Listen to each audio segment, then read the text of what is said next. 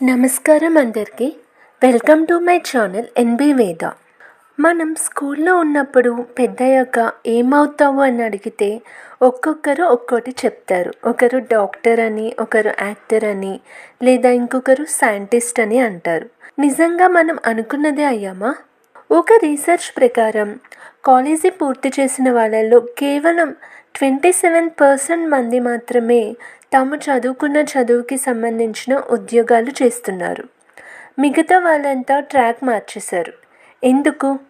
ఎందుకంటే 18 ఏళ్ల వయసులో మనం అనుకున్న ఆలోచనలు 30 ఏళ్ల వయసు వచ్చేసరికి పూర్తిగా మారిపోతాయి.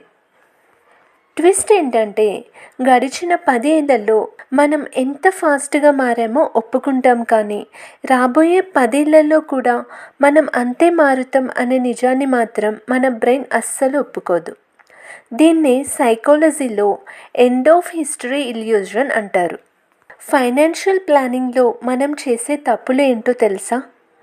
మనం లైఫ్ లాంగ్ ఒకేలా ఉంటాం అనుకొని చేసే ఫైనాన్షియల్ ప్లాన్స్ చాలా వరకు ఫెయిల్ అవుతాయి. ఇక్కడ జనాలు 2 రకాల ఎక్స్ట్రీమ్ నిర్ణయాలు తీసుకుంటారు. టైప్ 1, రోజుకి 14 గంటలు కష్టపడుతూ ఫ్యామిలీని, హెల్త్ని వదిలేసి కేవలం డబ్బు సంపాదించడమే లక్ష్యంగా పెట్టుకుంటారు. 30 ఏళ్ల వయసులో ఇది బాగానే అనిపించవచ్చు, కానీ 45 ఏళ్ళు వచ్చేసరికి లైఫ్ అంతా మిస్ అయ్యాను, పిల్లలతో టైం స్పెండ్ చేయలేదు అని డిప్రెషన్లోకి వెళ్తారు. టైప్ 2, నాకు పెద్దగా ఆశలు లేవు, నెలకు 20,000 వస్తే చాలు, హ్యాపీగా బతికేస్తా అని కెరీర్ గ్రోత్ లేకుండా ఆగిపోతారు. కానీ ఫ్యూచర్లో పిల్లల చదువులు, మెడికల్ ఎమర్జెన్సీస్ వచ్చినప్పుడు ఆ తక్కువ ఆదాయం సరిపోక నరకం చూస్తారు. మనం రాబోయే రోజుల్లో ఎలా ఆలోచిస్తామో ఈరోజు మనం ఊహించలేం.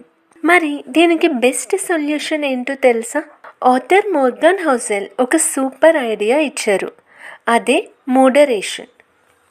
మీ ఫైనాన్షియల్ ప్లాన్ ఎలా ఉండాలంటే మోడరేట్ సేవింగ్స్, అంటే మరీ పిసినారిలా కాకుండా మరీ ఖర్చు పెట్టేయకుండా సేవ్ చేయడం.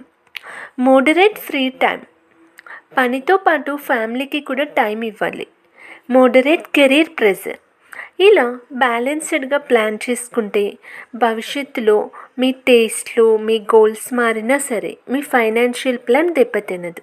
ఎందుకంటే ఎక్స్ట్రీమ్ నిర్ణయాలు ఎప్పుడూ బాధని మిగులుస్తాయి. బ్యాలెన్స్డ్ నిర్ణయాలు లాంగ్ రన్లో సేఫ్గా ఉంచుతాయి.